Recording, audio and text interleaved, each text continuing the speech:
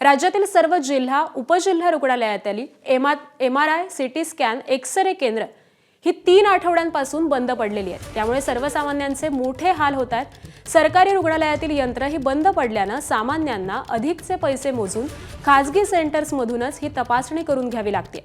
त्याचा आर्थिक भुर्दंड बसतोय। ही सेवा देण्याचं काम हे सरकारने एका खासगी कंपनीला दिलंय। मात्र या कंपनीचे गेल्या 3 महिन्यांपासून सरकारकडे 43 कोटी रुपये ठकले। त्यामुळे आता या कंपनीने सेवा ठप्प केली आहे। सरकारने हा निधी लाडकी बहीण योजनेकडे वळवल्याने अनेकदा कंपनीची देयकं ही थकवली जात आहेत। त्यामुळे संपूर्ण सेवेवरती परिणाम होतो असं कंपनीच्या एका अधिकाऱ्याने म्हटलंय। त्यामुळे या सगळ्या सेवा बंद झाल्याने सर्वसामान्यांना मोठ्या हालाचा सामना करावा लागतोय।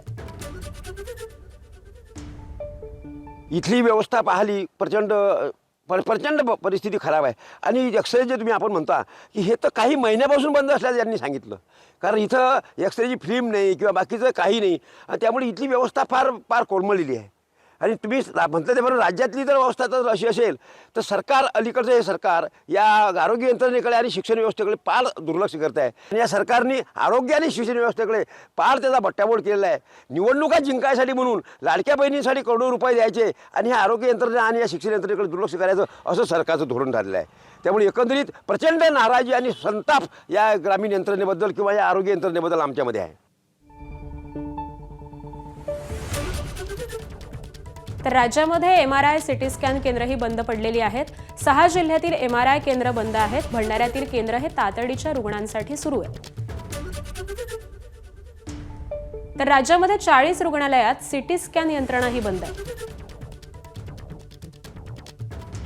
राज्यात 450 रुग्णालयातील एक्स-रे केंद्र 18 नोव्हेंबर पासून पूर्णपणे बंद आहे। त्यामुळे लवकरात लवकर हे केंद्र सुरू होऊन सर्वसामान्यांना याचा दिलासा मिळावा एवढीच अपेक्षा आहे।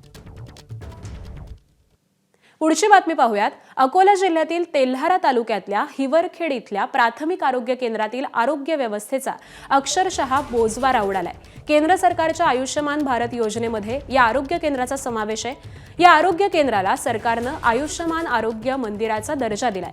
मात्र याच आरोग्य केंद्रामध्ये अवैध गर्भपात होत असल्याचा संशय खुद्द सरकारमधील घटक पक्ष असलेल्या राष्ट्रवादीचे आमदार अमोल मिटकर यांनी केलाय।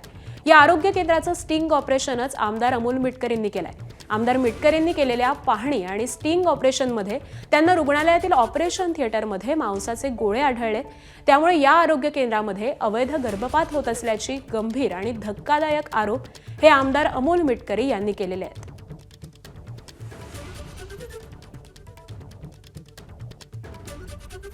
अवैध गर्भपात तर इथं चालत नाही ना असा संशय मला स्वतःला यायला लागलेला आहे।